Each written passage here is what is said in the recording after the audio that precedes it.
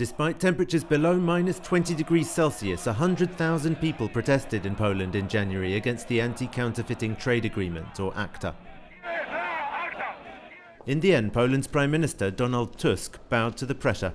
Suspending ratification of ACTA, he invited his detractors to a marathon public debate last week. Users of social media were also able to take part. The issue is not who is right, the issue is how to reconcile different interests that are, quite naturally, conflicting. The government has taken action, and we're not talking about statements, we're talking about action here. That clearly shows that certain interests are better represented than others. I object to those people saying that there's no point in talking here because the signature's on the document and the case is closed. The case is not closed.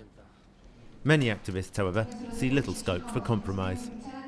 We won't accept ACTA in any form, not today, not tomorrow, not ever.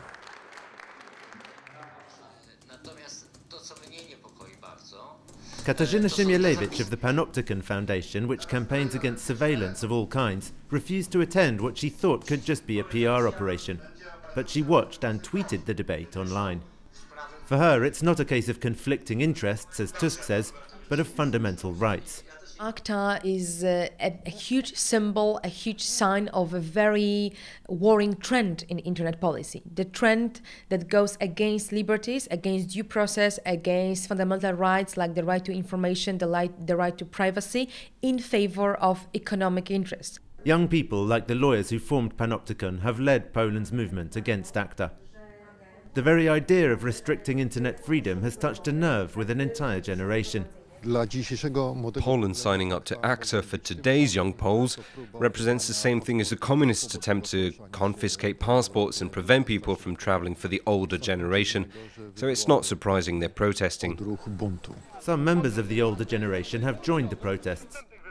The youth feel a sense of continuity and are happy to revive old slogans from the anti-communist solidarity movement. The spring will belong to us, right? We're all fighting for freedom together. Our parents and grandparents fought for it for years. The authorities are beginning to fear us, but we're free-spirited European Union members now.